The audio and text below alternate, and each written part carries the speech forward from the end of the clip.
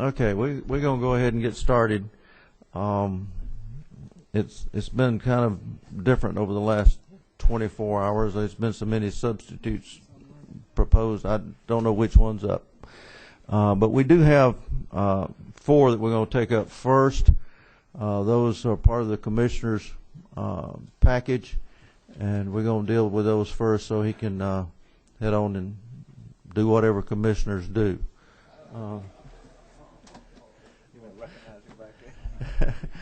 Commissioner Hudgens, please, welcome. First off, I would like to ask Chairman Meadows if he would open with a word of prayer. What's your number? I'd love to, Mr. Chairman. Y'all please bow with me. Gracious Heavenly Father, for another day in your kingdom, we're eternally grateful. Just thank you for giving us the opportunities that you give us. Thank you for the blessings individually and corporately as the state. Be with us, guide us, direct us, keep your hand on us. Let us live in your grace. In Jesus' name we pray. Amen. Thank you, sir. First bill we'll look at today is House Bill 370 by Chairman Maxwell. So you got 2 or 3 bills, don't you? Yeah. Well, why don't you go on down front and we'll just do all of your bills while you're there.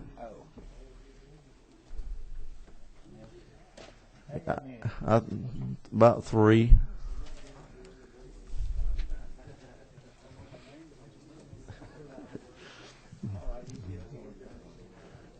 So as long as your name's on it, it's okay, right? That's a good bill, okay.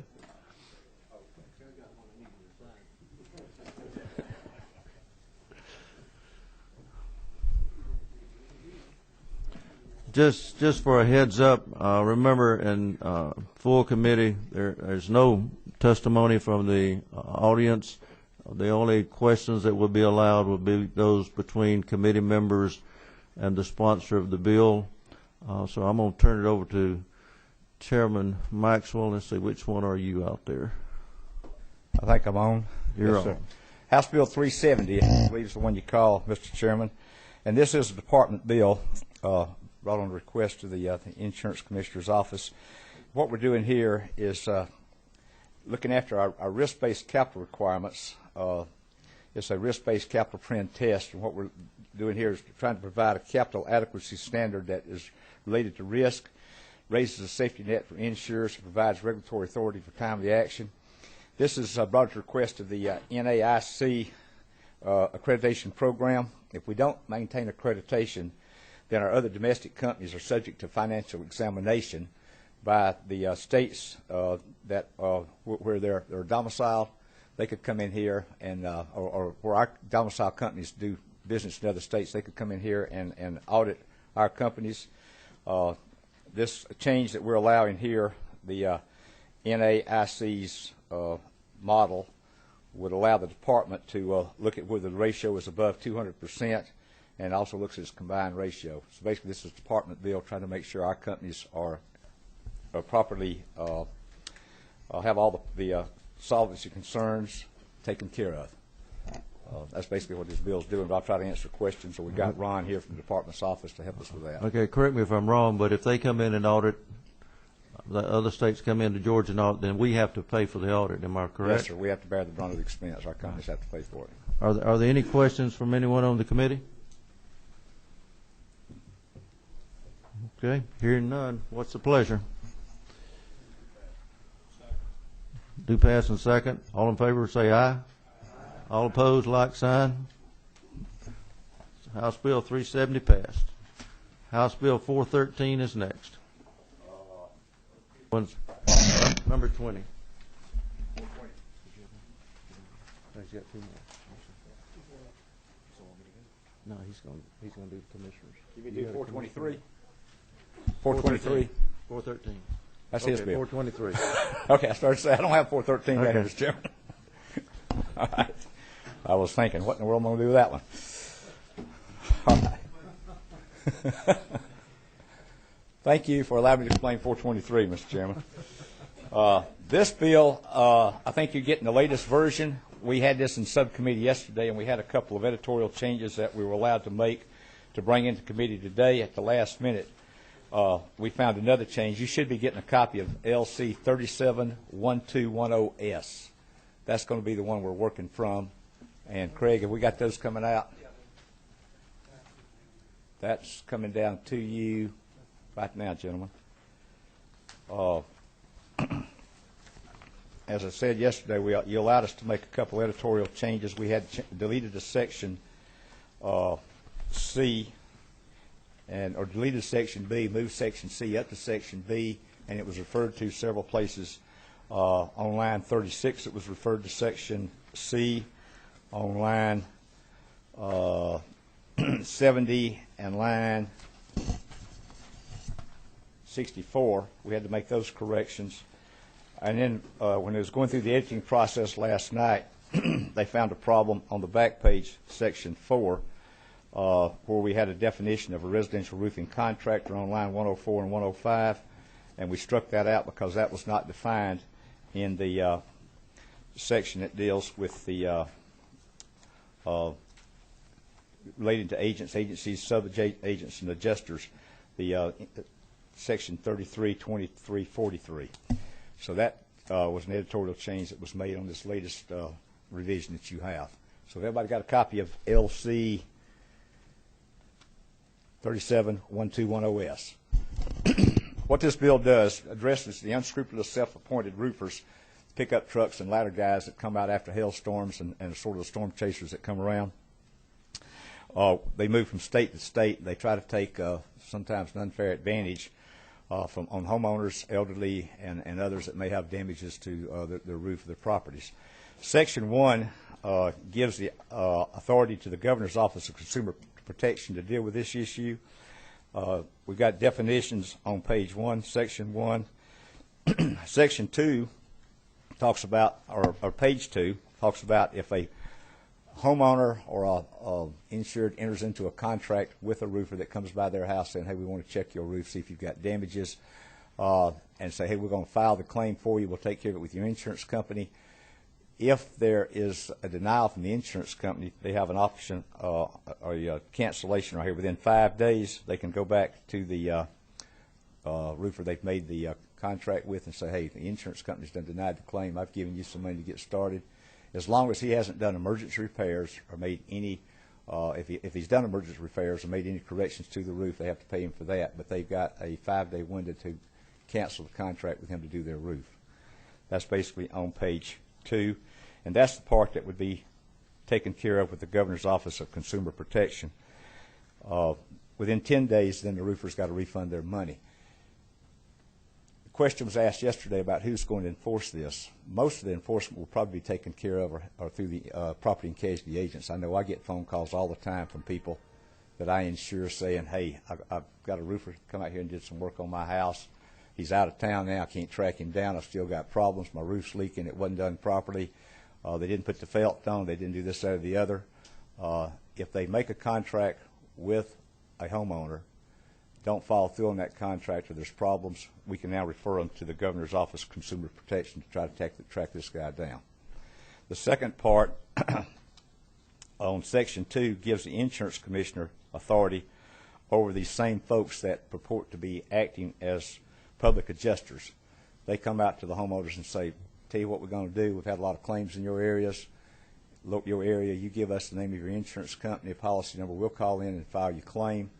And we got a deal for you. We're going to only charge what the insurance company is going to pay. We're not going to worry about your deductible. If you've got a $500 or $1,000 deductible, you just don't have to pay that part. But that will be covered under the public adjusters area, and that'll purport them to be trying to be an adjuster without a license. So that's basically what the bill does. Try to answer any questions for you. Who's number 16? Representative Lucas. On the part when the insurance company notifies the insured that they will deny the claim, that 5 days is from the time that the insurance company notifies the insured? Yes, sir. That would be under Section 1 on Under the Section 1, second you may page. cancel this contract before midnight of the 5th business day after you've received written notification from your insured that any or all part of the claim. That's on line 40 through 42, page 2. Yes, sir. What happens if the insurance company doesn't notify you, say 10 to 15 days after the claim has been filed, that they're not going to cover it? Well, it may be, it may take 30 days for the adjuster to get out there, but once you get the notification from the company, most of the time the roofer doesn't start till you don't have the money to pay the roofer until you get your check from the insurance company or know the check's coming. So it may take 30 days for an adjuster to come out and look at it. Well, I understand what you're doing, but usually in certain circumstances, the insurance company says based on the policy itself that the homeowner or the insured is supposed to do whatever is necessary to try to protect that property prior to them even getting there. Yes, sir. So my question is, if a lot of times folks have money that they go ahead and take their money trying to cover what little damage, or if there is any damage Now, that's purported by that particular roofer. If the insured or the homeowner has already made emergency repairs, you have to do that. The policy states that you need to go ahead and try to protect your property.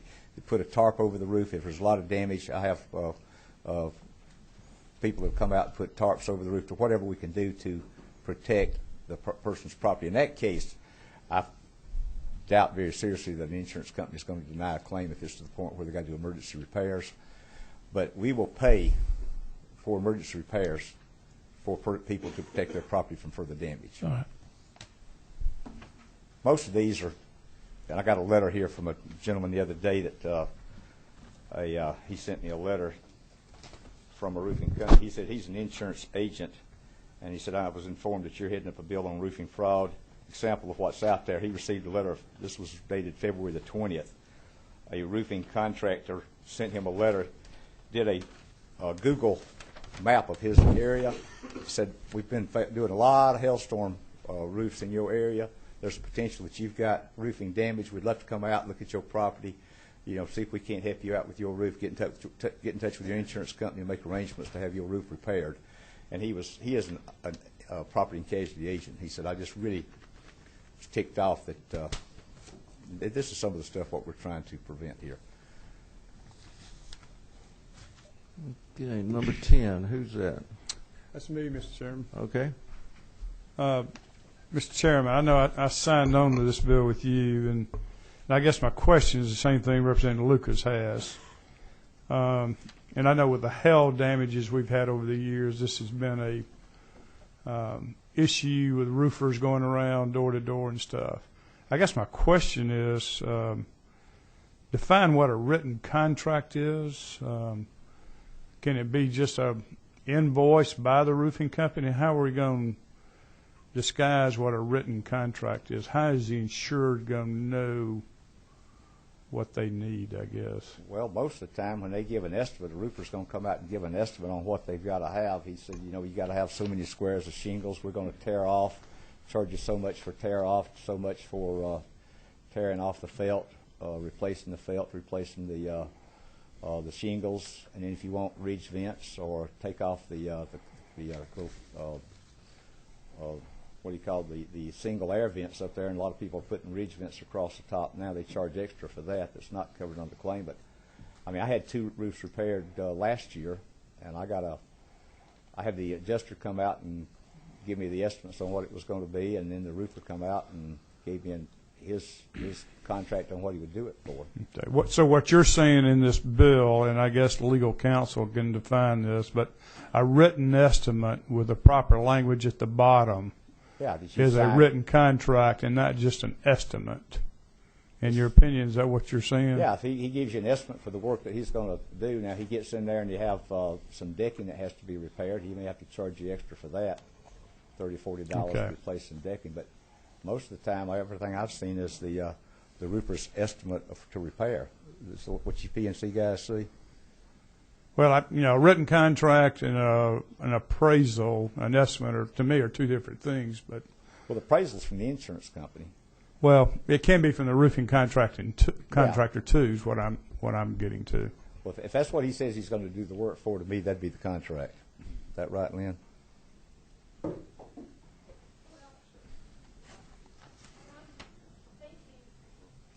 She probably needs to use the mic there, Mr. Chairman. What I'm thinking, can you hear me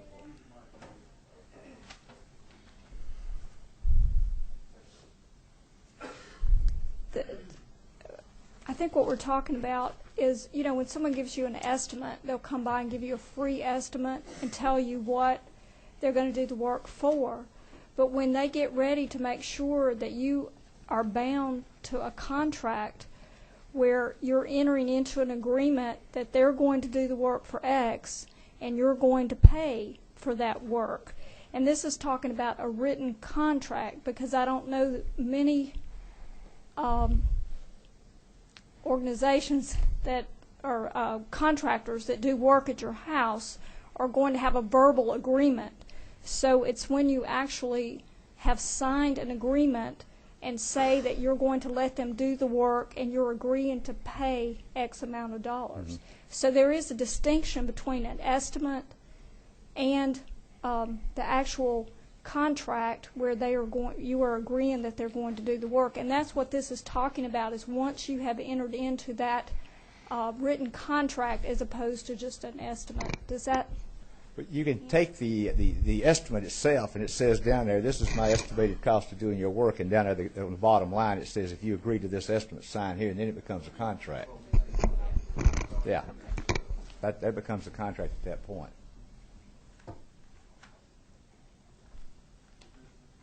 Well, I disagree, but you know, that's just me. But there's a difference between an estimate and a contract. Okay, number 14. Thank you, Mr. Chairman. Mr. Chairman, I wanted to clarify that when an insured makes the emergency repair and they allow the roofer to do that, they're not bound at that point to have them to do the work that the insurance company is going to pay for. No. Okay, I just wanted to clarify.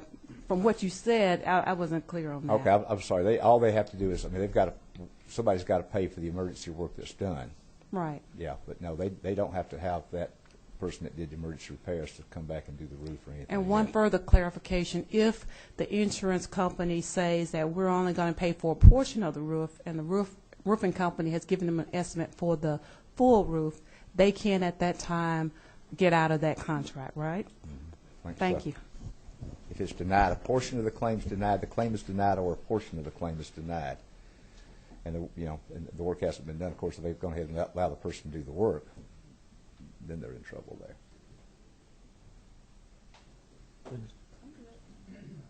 Number 16.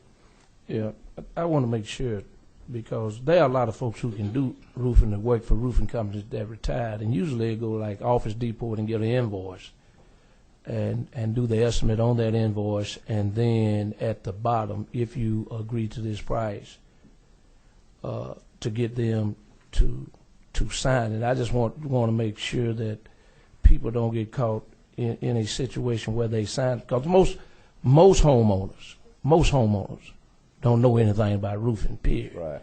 And the only thing, if they see a leak, if you had a big storm, then they want to try to protect their property. And just wanted to make sure that if that happens, with the insurance company deny the claim, that they pay the emergency, and that those folks within that 5 days or what have you, and I would hope that an adjuster would come out and then they would go over the thing with the homeowner, because most homeowners really don't understand insurance policies. That's right.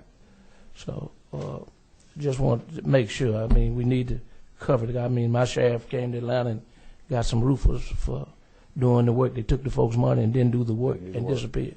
Yeah, that's what we're trying to protect. But to me, and our lawyers in the room here, a contract is if you've got two parties that have agreed on a piece of paper here and say, this is what I'll do the work for, and you sign and say, yes, I agree if you do the work, then that is a contract between those two parties. Mr. Rogers. legislative council, my concern is an estimate versus a written contract. You're going to have to clarify that for me. I did co-sponsor the bill, but it's been changed. I have some issues with that. We may have to have one of the attorneys, Mr. Chairman. I think there's some issues that can come back later on that we're not aware of. Unless an estimate / contract.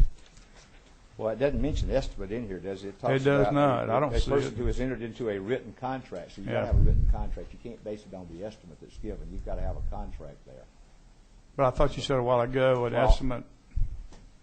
If it had a contract language attached to the estimate. Attached to the estimate. If there's a Okay. contract language down there attached to the estimate. So you're saying that takes care of it? Yes, if it's a contract language. Sometimes they'll have the contract language at the bottom of the estimate. This is their estimate, and down here you sign saying you've agreed to this estimate and you agree to allow them to do the work. That's when the contract comes in. I mean, y'all see that? You agree, Lynn? I do. I think again, when it's an estimate and then you're asked, you have contract language on that estimate and you're asked to sign, then it's transformed from an estimate to a Okay. contract. Thank you. Number 12.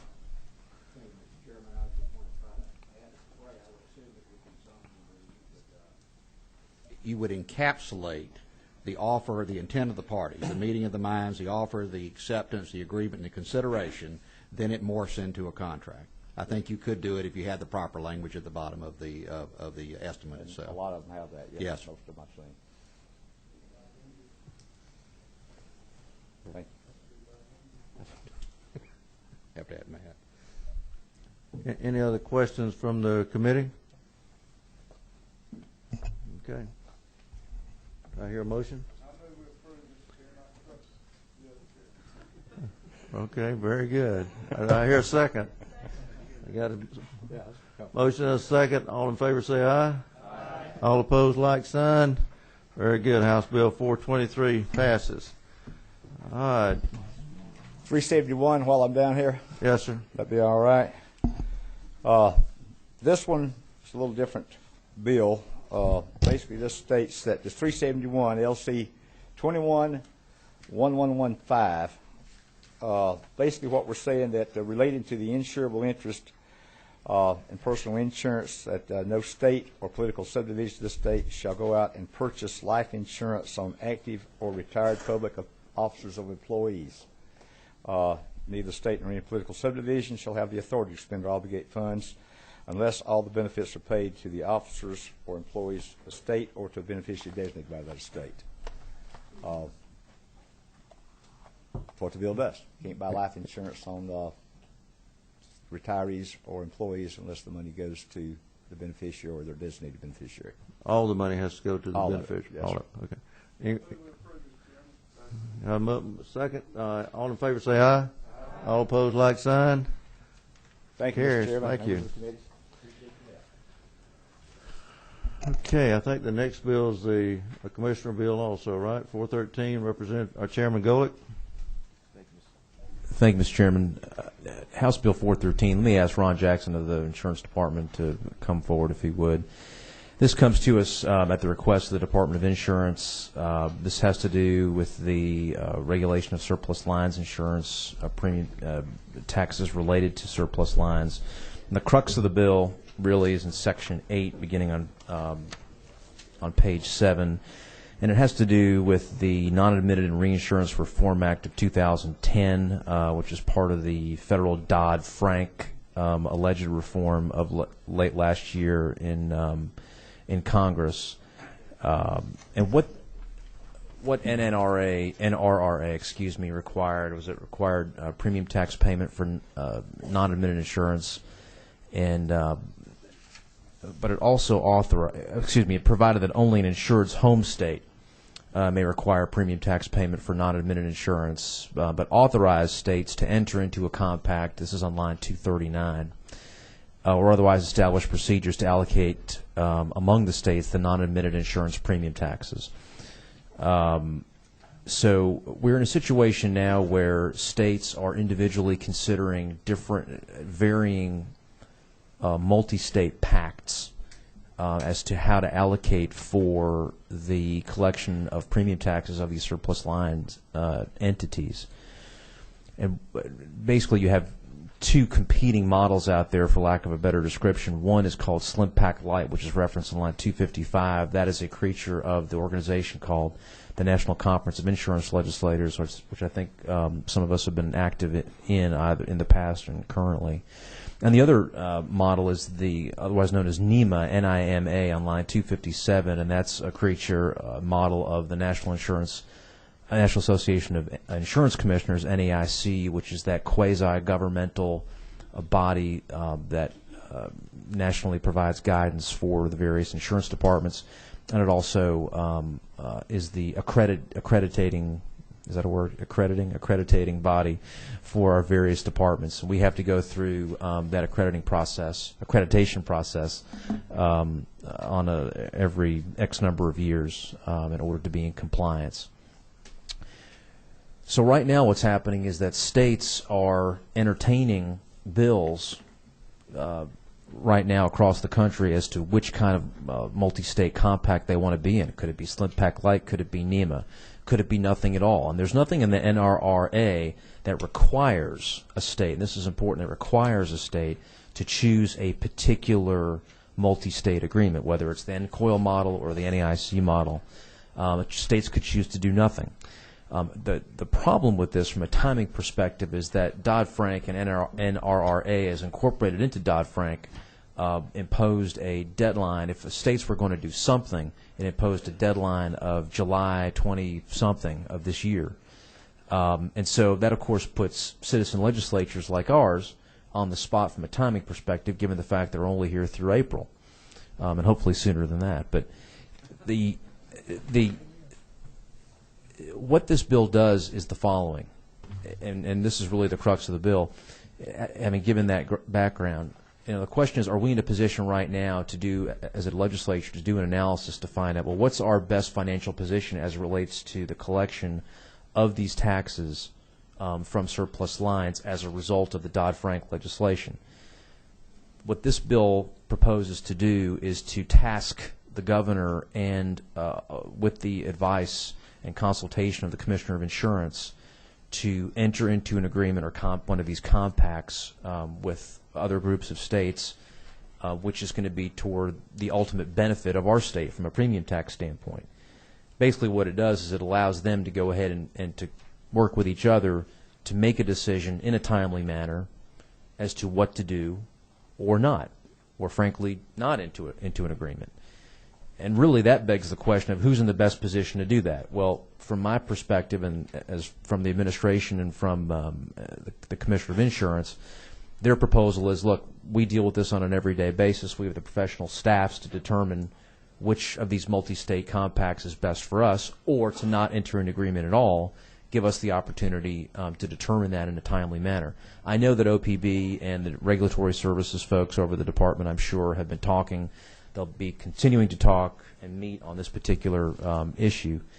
I think the taxpayers and frankly our state coffers are best served by allowing staff professionals at the department in conjunction with the OPB to make that quantifiable, reasoned, measured decision as to which agreement, if any, to enter into as per the Dodd-Frank requirements.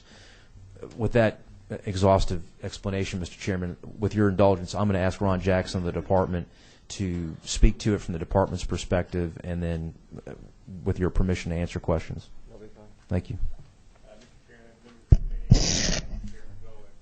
For his explanation, which was right on point. And just briefly, let me reiterate, as Chairman Golick noted, as a result of Dodd-Frank, states are in a state of flux, not sure whether one of these model agreements that would allow states to agree how they might collect and distribute surplus lines premium taxes among the states, if either one of those makes any sense, or if it makes in the best interest of the state to do nothing at all.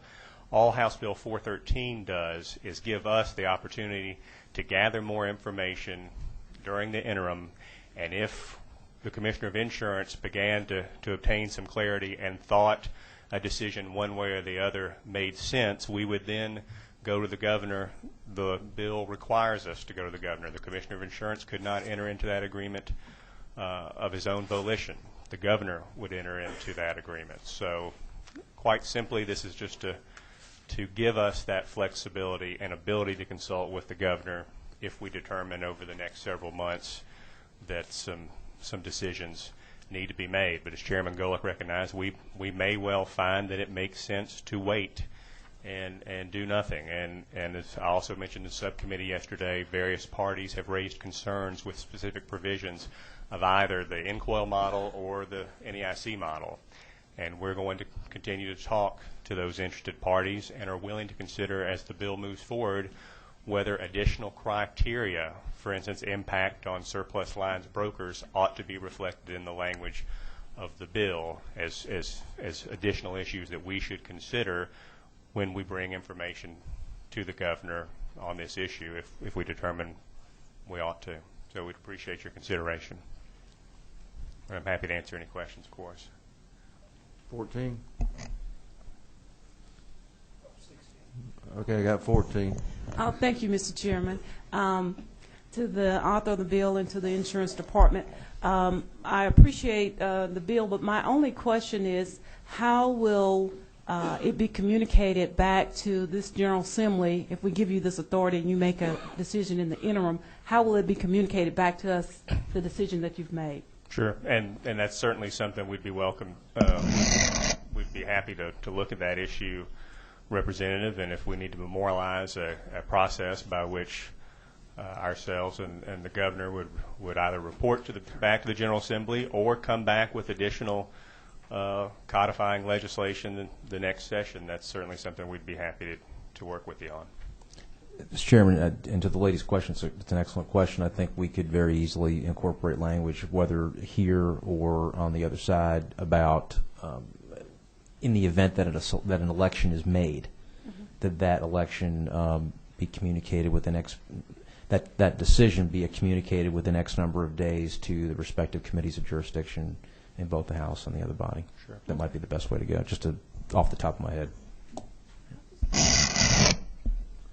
16. I think that Representative Golick expressed my concern that it should be communicated back to the prospective committees, whatever they do, whether they don't do anything or whether they accept. And that I would hope that we would incorporate in this so that you as the chairman would know what decisions are made, so that if we get any questions, we will be able to come back to the chairman of the committee to get an explanation, so that we will be able to explain to those folks who might have some concerns about it.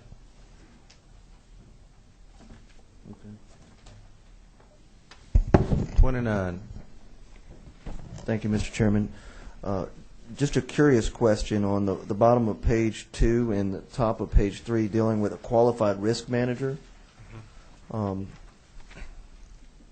Under these guidelines, all the requirements that they have to meet to become it includes the person has to have a bachelor's degree or higher in certain categories. And I'm just wondering if there's existing quality or qualified risk managers that don't meet some of these qualifications. Are they going to be grandfathered or? I'm sorry, I was talking to the author there, but yeah, Ron, you can answer that. Mr. Chairman, that language comes directly from the federal law, the NRA provisions of Dodd-Frank. And the purpose of those provisions is simply this. Under existing law, a surplus lines broker is required to make a, quote, due diligence search before they place the surplus lines coverage and search the standard market, say be it State Farm, Allstate, and determine whether this coverage might be available in this admitted standard market before they place the surplus lines coverage. What Dodd-Frank provides is for an exempt commercial purchaser who retains a qualified risk manager meeting those federal definitions the broker no longer has to jump through that hoop and make the, quote, due diligence search in the standard market before placing the coverage. And we've just restated the federal law. So is this something new that we don't have qualified risk managers now? I would think you do have qualified risk managers in the market. Okay, so my question, Ron, was that does this take or preclude someone who's already a qualified risk manager that does not meet these qualifications? Are they now non-qualified? I couldn't speak to that, but as a result of federal law, and this will apply whether we include that definition in there or not, a surplus lines broker seeking to qualify for this exemption from the due diligence search requirement is going to have to be dealing with an exempt commercial purchaser who has retained a qualified risk manager meeting that definition. And we simply restated it in the bill here, but we have no ability to change what the feds have provided for in that respect. Thank you.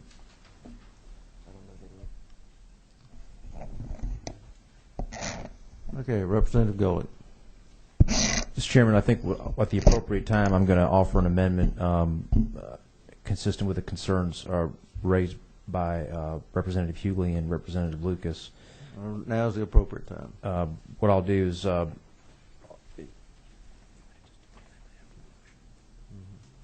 what I'll do after, in the event that the chair takes the motion, is I'll go ahead and offer an amendment at the line at the end of line 250. In the event the governor enters into a cooperative agreement, compact, or reciprocal agreement with another state or states for the purpose of collection of insurance premium taxes imposed by Code Section 33-5-31.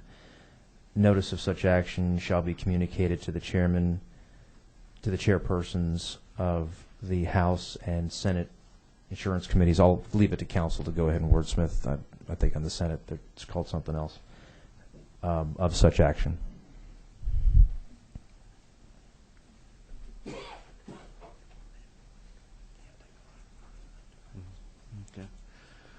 Okay. I hear a motion on the bill. Second? Well, we're going to do the amendment in a second. You're going to do amendment in a second. Okay, all in favor? Now we do the amendment. Okay. Right, Mr. Chairman, I'd like to move that we amend House Bill 413, the substitute House Bill 413, LC 371206S, at the end of line 250. In the event the governor enters into and this just is mirroring language on 248. In the event the governor enters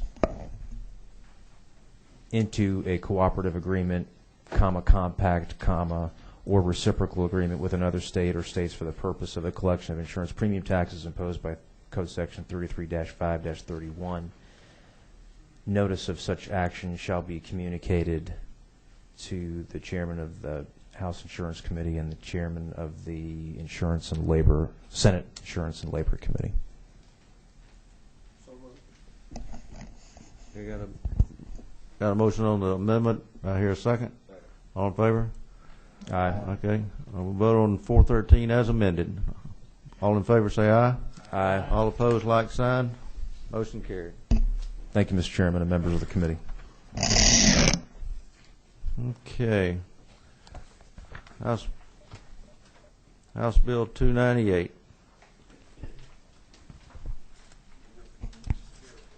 That's fine, right there. Which one? What's your number? Thank you, Mr. Chairman. Members of the committee, House Bill 298 is an economic development bill, quite simply titled Georgia Small Business Investment Company Act. This is some people refer to them as CAPCOs. They've been started in several states. And what it does, the Georgia Small Business Investment Company Act creates $180 million of private capital that will be invested into a trust fund at the Department of Economic Development. And then over the next, then it'll be 2 years before we start paying back for that, which is we'll pay those companies that have invested back through premium tax credits. And they will get their investment of $180 million. Then starting in 2 years, 2013, they will get 20% of their investment back until the 5 years. At the end of the 5 years, they will have 100% of their investment, that $180 million back. But what this does, the companies will come in and then create jobs. These have worked in other states, and other states have seen they've seen that the investment that was put in, they've gotten a larger return back to the state than what it actually costs for the program, because you're creating the jobs before there's actually any cost to the state. And the cost, again, is through tax credits or premium tax credits for those insurance companies that invest into this program.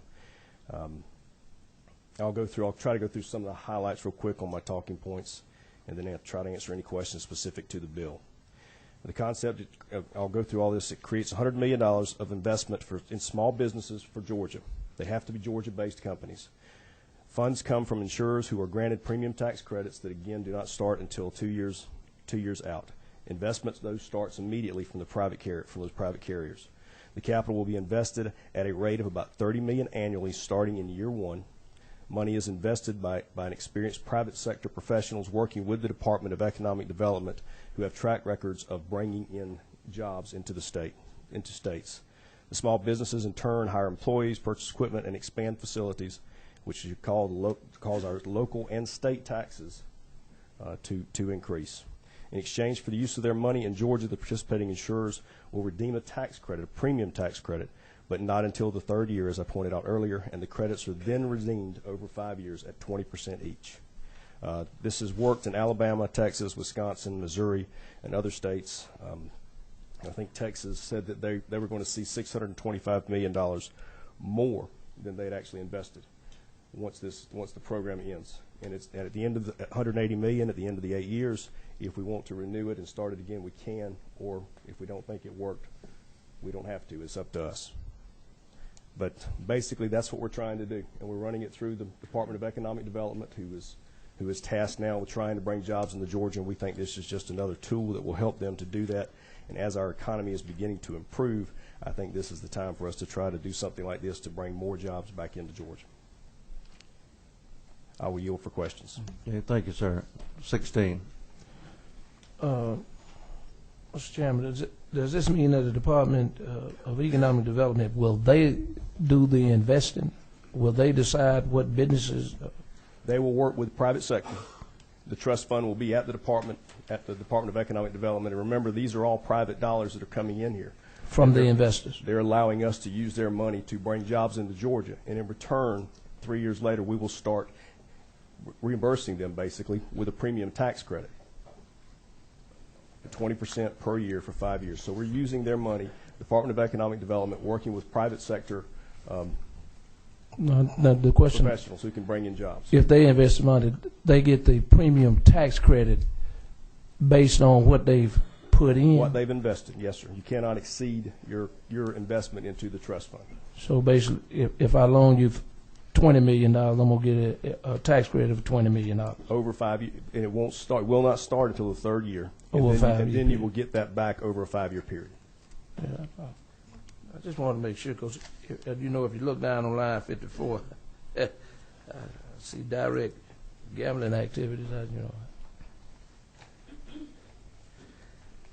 This is telling you what, on lines 48, section C, lines 48 through 56 tells you what the companies cannot be, that we're trying to attract into Georgia, cannot be predominantly engaged in this. In these, we're trying to get. We're trying to get the smaller, the high tech, your biosciences, like we're trying to grow over at the Georgia Medical Center Authority or in Athens. They're working on.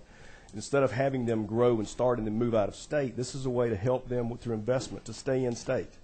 I used an example the other day of a solar company that's based in Gwinnett, started here in Georgia with 100 employees. They wanted to expand with 400 new employees in a larger facility. We lost those 400 employees. They went somewhere else because we did not have the investment tools to be able to keep them here. And this is just something else I think that will help us to attract them. And again, and I need to point out, we talked about this in subcommittee, the premium tax credit is to the state portion. It does not affect the local premium taxes at all.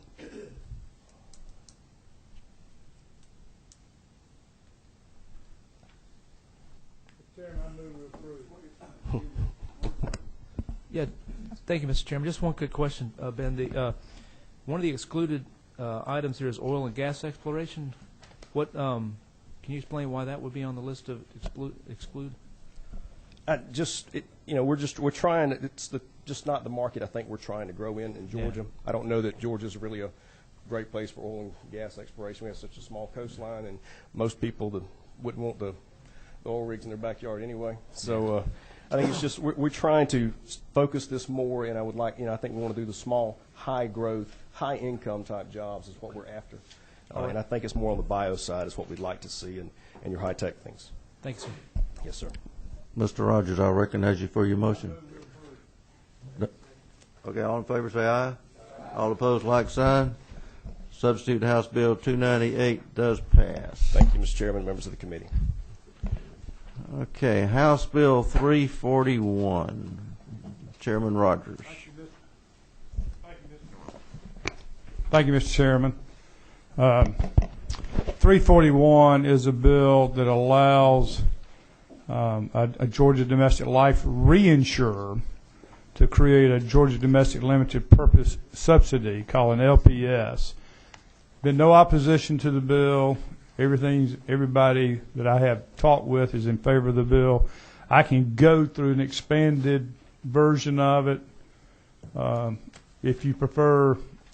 Mr. Chairman, I need to get to another meeting. That's the only reason I'd rather use the short version if I could, but I'll be glad to answer any questions whatsoever. Well, you can do the Reader's Digest if you'd like. Well, I've finished, sir. Oh, okay. Well, Reader's Digest is normally a couple of pages. Huh? Let's see. Number 27, I think you've got a question. Okay. This one never goes off. This particular button's always on. Chairman Orban, do you have a question? No, sir. It's my. Okay, that's all. Okay, 16.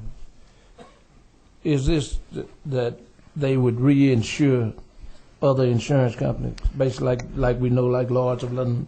No, this is mainly for life insurance. Representative Lucas.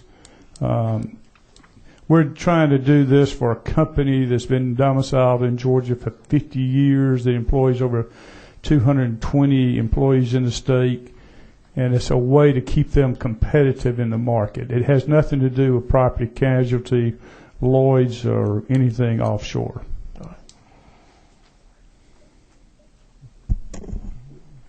You ready, Chairman Marshall? Yes, sir. I just wish I had as many questions for him as he had for me. So. But I don't at this time. Chairman Golden. Thank you, Mr. Chairman. Chairman Rogers, as I understand it, I think I've had a conversation about this. This mechanism will not do anything to weaken regulatory authority over the company itself. The commissioner still maintains the proper authority, solvency requirements, et cetera. Absolutely. Okay. Thank you. Okay, now's the time. I move to pass, Mr. Chairman. Do I hear a second? Okay, all in favor say aye. Aye. All opposed, like sign. House Bill 341 passed. Thank you, Mr. Chairman. Committees, I need to move to another committee with your permission. You have my permission. Yeah. I'll just remember next time he wants another bill brought up. So. Okay, let's do, we've got another commissioner bill, number 477, I think is correct. Okay. Oh, Representative Shaw. No, come on, take the seat.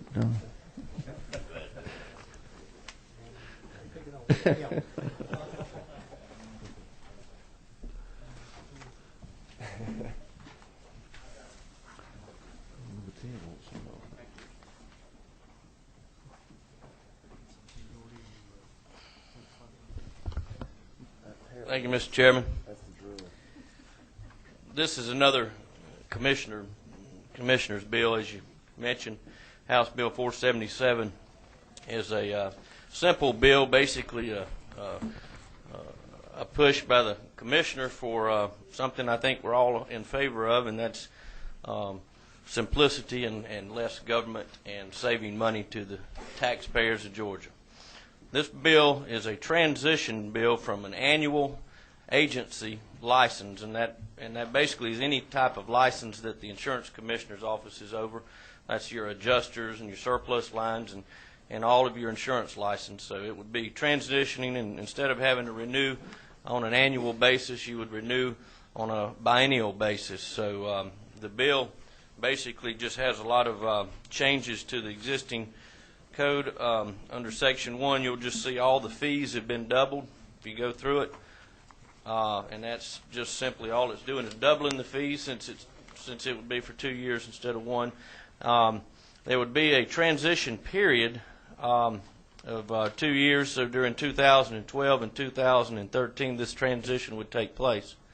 And any type of issues that come up during that transition, this bill also would give the commissioner, authorize him to address any type of issues that come up by giving him the flexibility to address those issues. This bill has been discussed with all of the continuing education providers in the state that and the ones that we've talked with had no problems with it. As a matter of fact, they were all in favor of it. We've had no opposition to this bill. It's like I said, pretty simple. But basically what would happen right now, you renew your license based on at the end of the year, so everybody renews at the same time, and by doing this biennial, that would not, during the transition, you'd have to basically, we would tie this to the licensee's birth month and year. So we would do take care of all the even years in 2012 and the odd years in 2013. As I mentioned, as part of the transition, that the commissioner has the flexibility regarding the continuing education requirements during and after the transition. This flexibility will allow him to, and his department and folks, to address any kind of issues with such requirements. Basically, the reason why you have to give the flexibility is because you would have some issues. You got to make sure that we don't wait until the end of the second year and everybody's trying to get their continuing education done at the same time. First of all, you wouldn't be able to have enough classrooms in the state to take care of that. So the commissioner would be able to work with the providers of those continuing education hours and make sure that those are staggered throughout the term so that problem doesn't occur. But basically, like I mentioned, this transition would ultimately result in a more efficient and less burdensome agent licensing process, and it would save the agent some time and headaches and money by not having to do it every year, and it would also save the department some headache, and that's it. It's a pretty simple bill. You ready for answering the question? Chairman Harden, do you have a question? You answered my question, but while I've got the microphone, could we ask him to introduce himself and tell us a little about himself? Yes, please. That should be protocol to introduce yourself. Sure, I'll be glad to. You got any background in this kind of business or anything? Actually, I've been a licensed agent for, I think, 15 or 16 years. And so I've had to, and yes, I did take the test. And I think everybody here did. I took the test, and I don't remember if I passed it the first time, but I did pass it. But I have been in the business for a while down in South Georgia, and so I think this is a good bill for all the agents in the state, and also for us and for the department and the taxpayers of the state of Georgia. You've got a couple of more questions. Actually, you got three now. Okay. Number 16. Yeah, Representative Shaw, would you have any problems, since you are doing some things and that the insurance commissioner would make some decisions, possibly that we might not know about, that they be communicated back to the chairman of the prospective committees? I don't have a problem at all. As a matter of fact, I'd be glad to take part in that and be sort of a communicator between them since I'm dealing with the bill. But I think that's a good idea to report back and let everybody know how this transition is taking place. And again, Ron Jackson is here if you've got any specific questions about that as well. The same amendment with Representative Garlick. I think this might be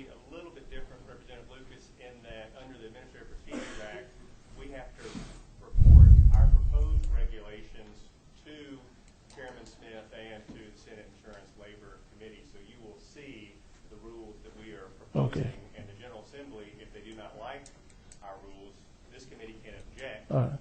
And if we still adopt them over your objection, you can override our rules. So I think the Administrative Procedure Act takes care of that. Well, as long as that's taken care of, I have no problem. 29. Representative Shaw, on pages 1 and 2, I see where you're doing the biennial license renewal and you're doubling them. And maybe you can, enlighten me here, but on line 67, the surplus lines broker fee is being doubled as well, but it doesn't say biennial. Where on the previous ones you specifically inserted the word biennial. You didn't do it on line 67. I wonder if I'm missing something there. On line 23, basically before you start getting in all those fees, it says biennial license renewal under that section. So basically, the bill everything would convert to a biennial licensing instead of the current annual basis. So all the fees would need to double so that this is a revenue neutral bill. It's that simple. Yeah. And I understand what you're saying, but what I'm asking you is at the top on line 23 is an actual under B.2.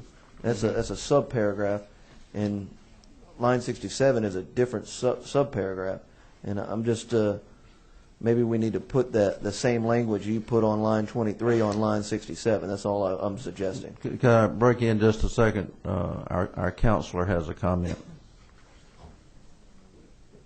reason it was done this way is because on line 19, the word it needed to be added biennial because of the way that we do agency licensing.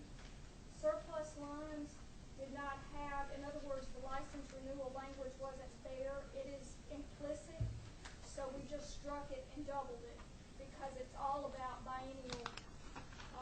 And it actually states that if you're being transitioned in, you only pay 1/2 of the fee and refers you back to 33-8-1. I'll take that as that answered my question. I mean, I've never had a surplus lines license, so I was curious on that. Thank you. And that's why lawyers get paid the big bucks. Okay, got one more question, and then we'll call for the question. I'm sorry I wasn't in the subcommittee the other day, Representative Shaw, but now I don't see anywhere in here, and I know you told me that at the end of the years now, at the November, December, the Insurance Commissioner's Office has to ramp up to try to take care of all the agents and the sub-agents and the agency licenses every year. But where in here does it say that we're going to be going to the birthday? Is there something specifically that mentions that, or am I just it doesn't say that specifically? Well, it does not. It gives us the authority to transition to biennial renewal by rules, and that's our intent. That's your intent. Okay. I just didn't see it in the bill. No, that's all right. I think it's a great idea to keep that surge from the end of the year happening. I think it's a great idea, but I just didn't see it in the bill. Yeah, but I think by doing it through the rules is where you get your flexibility to address any issues that could come up. Okay, thanks, sir. Who made the motion? Motion to pass? Hold on 1 second. Question before we Okay. move forward on that. What process will be in place as we advise the agents that we're getting into this It'd be the same way. It's a good question. The same way it's done now. There's a vendor called Circon that administers the licenses for all the licensed agents in the state, and so that same process, that the same way you notify them now when it's time to renew, there would be I'm sure a directive by the department, as part of them being able to handle this through the rules that would allow all of the agents to know what's going on. And I don't think I think when they see that, they're going to be happy that they only have to deal with this process every 2 years. Yeah. Follow-up question, Mr. Chairman. Yes, sir. A lot of agents will wait until the last portion of the year before they begin to pursue their continuing education. Will there be a process in place to advise them that we're going to a new system so that they will be prepared with all of the continuing education requirements? Yeah, and that's where you're going to have the flexibility for the department to work with all the continuing education providers to make sure everybody's on the same page as far as getting the word out. And this bill does not go into the specific details on such as saying you've got to have so many hours by a certain time frame in the 2-year period, but the flexibility would allow the commissioner to address that in partnership and with working with all the continuing education providers, throughout the state to make sure that doesn't happen. Okay, thank you. Okay. All right, we've got a motion and a second. All in favor say aye. Aye. All opposed, like sign. House Bill 477 passed. Chairman Harmon, you got 365 or? Okay, we can take care of that. Okay, we've done 463. Have we done 463? No. Okay. Is Chairman Morris here? Okay. You want to go ahead and? It's your pleasure. 486. Okay, I'll be happy to. Thank you, Mr. Chairman, members of the committee. House Bill 486 is a simple proposition. What it does, it adds a limited exemption from the definition of insurance from ambulance membership subscriptions. As you know, in all parts of the state, particularly mine in rural Georgia, access, at least, to trauma centers is a very important issue. And when I say access, when Aerovac, who uses this business model in their business, has been a positive development in coming to our area and providing access to trauma centers by way of transportation. Simply, that's what the bill does, exempting the air ambulance membership subscriptions from being regulated as an insurance product. The less regulation and the less cost they have, the more air evac helicopters are on the ground. The more helicopters that are on the ground in our area means greater access to Trauma One centers. And for all the talk that we've had of trauma and the expense, and we know how expensive it is, while it would be great to have a trauma center in Vidalia, if I can get to a trauma center within 20 minutes and reasonably can expect so with an abundance of transport, then I get a Trauma One center in Savannah. The same could be said for Dublin and Macon and so on. It may be, I'd like to see this expand with as little bit of government interference as we can have, and that's what the bill would do. It would so you're correct me if I'm wrong, but you're talking about still the same concept like AAA. That's correct. Yes, sir. So you own membership, and so that just the same concept as that. That is the way I see it. Yes, sir. Okay, we've got one question. 25. Appreciate the gentleman for bringing this bill. Just wanted to follow up on comments that the author and the chairman have made. This bill just removes them as a product. It basically says that they don't have to operate as an insurance product and allows them to operate under their chosen business model, essentially, just like AAA. That's correct. Yes. Mm-hmm. Thanks. Okay. Well, now's the appropriate time. Recommend 486 do pass. Second. All in favor say aye. Aye. All opposed, like sign. Okay. Very good. Thank you, Mr. Chairman and members of the committee.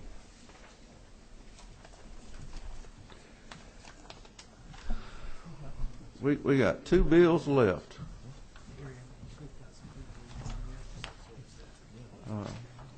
Representative Jaspers, you want to go next, or you want me to?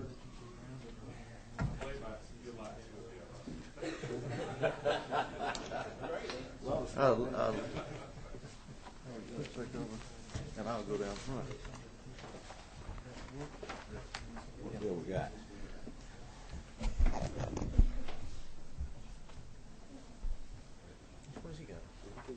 What bill you presenting, Mr. Chairman? 476. Okay, I'm sorry. I was out of the loop here. House Bill 476. Small Business Health Options Program, Shop Change. See, Representative Jaspers, he'll get his bills heard quick next time. Yes, sir. I have legislative counsel for the governor sitting next to me, Ryan Teague. And, what we're doing is House Bill 476. Let me give you a few highlights on this. As you know, Georgia's party of a multi-state litigation over the federal health care reform law, and it is full intent of the governor and the attorney general to continue this litigation. It also sets up a basic structure for the governance of a state-run health insurance exchange and establishes an advisory committee to determine the best options for our state in implementing and running a state-based exchange. The reality of this is that if our state fails to meet certain deadlines prescribed under this Federal Patients Protection and Affordability Care Act, the federal government will take over the process and will maintain control over the process and the sale of individual and small business insurance. This legislation seeks to cautiously address this reality, and the most important part of managing our response to the new health care law is maintaining state authority. And I guess the last point is, if the General Assembly does not act on this legislative recommendations provided by the advisory committee at the end of next year's legislative session, the authority created by this bill will cease to exist. So what we're doing, we're developing an authority, we're developing an advisory committee, and then next year we'll introduce enabling legislation. But unless we do this now as the early parts of this process, then we're going to be behind the 8 ball. Questions for the chairman of the governor's council? Boy, looks like you nailed it there. Oh, sounds good. Thank you. Now, let me ask one question, Mr. Chairman. I know there was groups working on the exchange legislation this summer. Was this sort of all tied together, or is this okay? So I knew there was some. That group was essentially taking a look at what the federal health care reform law said and did, and what the best response to the state, what we should be doing. This is an outgrowth of that. Okay. This is the baby step. First step we got to have in moving forward. First step we have to have. All right. This time we'll entertain a motion. Move to pass. Second. All right. All in favor, say aye. Any opposed, like sign. Thank you, Mr. Chairman.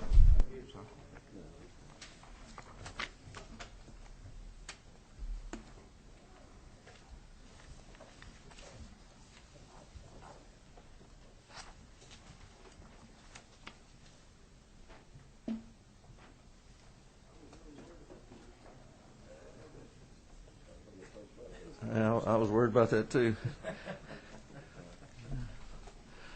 Okay. All right. As a matter of fact, we still have 2 bills left to go. I can go again. Chairman Dollar, House Bill 463. What's your number? 25, Mr. Chairman. Thank you, Mr. Chairman. 463 is a simple proposition. What it does is it allows self-storage facilities to enter into a limited license, allows them to obtain limited license to give the option of selling a very limited product to cover loss, damage, or theft of property within that self-storage facility. The idea here is very similar to what car rental companies do when they rent you a car, and also what cell phone companies are able to do by offering you insurance to cover cover that device. It does not say that the person has to purchase insurance, or that they have to purchase insurance through the owner of that facility, and that's, Mr. Chairman, is pretty much all this bill does. Okay. Does anyone have any questions for the chairman? Chairman Maxwell. Chairman Dollar, I take it they don't have to be licensed by the Commissioner's office or anything. They just get the approval from the company that's going to do the policies. Is that correct? I think the bill actually does allow for the insurance, or provide for the insurance commissioner to give them a limited license, if I'm correct. Okay. That's correct. Okay. I think that's under page 2, paragraph 2, up to line 34. I'm sorry, I wasn't in subcommittee, so I missed that part the other day. Okay. Okay. Thank you. And 3. Okay. Any other questions? All right. What's the pleasure of the committee? Recommend do pass. Second. Representative Jones, second. All in favor say aye. Aye. All opposed, like sign. Do pass. Thank you, sir. All right. Last one. Representative Jaspers. Oh, I see on the last line. Page 3 of it. House Bill 461.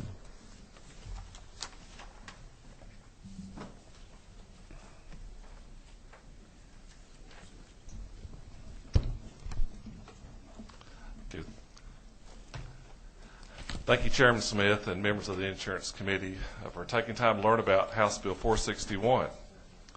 House Bill 461 will enable members of the Georgia General Assembly to take steps to administer health care in Georgia. The U.S. health care system that has evolved over time needs serious reform.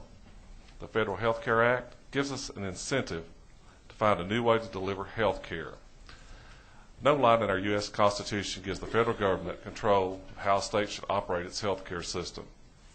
This means that states can reserve their 10th Amendment right to manage its health care system according to what that state needs. That's exactly what this bill does. Our Constitution in the 10th Amendment clearly states the Constitution's principle of federalism by providing that power is not granted to the federal government, nor prohibited to the state by the Constitution, are reserved for the state or the people. This House bill constitutionally allows us to reassert our power as a state and claim oversight and direction on a part of our government that is near and dear to all of us, health care. To accomplish this, we have offered House Bill 461 for your consideration. This bill will create an interstate compact.